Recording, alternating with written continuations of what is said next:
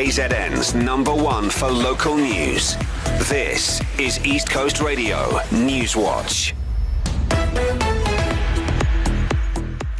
If you haven't submitted your tax return yet, you'll have another week and a bit to do so. SARS has extended the deadline for non-provisional taxpayers from today to next week, Thursday.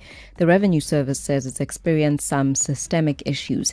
It says load shedding has also made it difficult for some citizens to file their returns. SARS says it will start implementing penalties for non-compliance in January. The current tax season opened on the 1st of July. An Umlazi resident says he can no longer work as a bus driver after he was shot in the lower back in July. Bongani Mkhize is testifying at the Human Rights Commission's hearings into the civil unrest. He's told the commission he was travelling from Montclair in the south of Durban back to Umlazi when he was flagged down by a security vehicle on the M4. Mkhize says they searched his vehicle and found nothing. He says another car pulled up next to them and 3 men stepped out. He then heard gunshots. He's been giving evidence through a translator.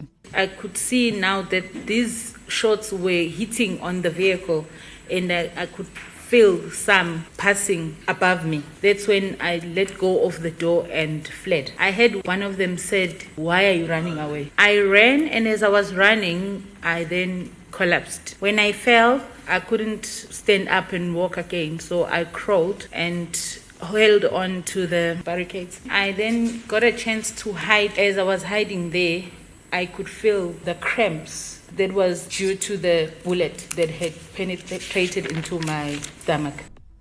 Mkhize says the bullet caused some internal damage.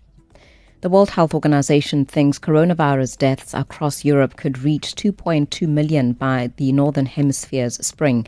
It says some 700,000 people could die in the continent in the coming months as cases creep up there.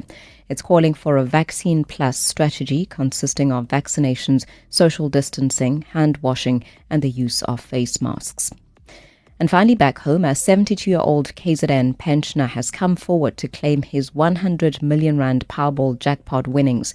The amount was won in a draw last week. The National Lottery says the retired engineer bought a 7.50 lotto ticket in Margate. Operator Ituba says the man was in complete disbelief and has been playing for 14 years, previously only winning 30 rand and 60 rand. Ituba spokesperson Lebogang Mokoena. The first person he shared the news with was his daughter, who obviously he told to just keep it a secret. I think he was just in so much shock and he just couldn't believe it. And I think he just kept on verifying so many times online, of course, with the numbers against his ticket. Durban and Richards Bay, a high of 23 tomorrow. Pietermaritzburg, 18. Right, and coming up in your sports, Siyabonga Mgwazela says they are out for revenge when AmaZulu take on Kaizer Chiefs tomorrow.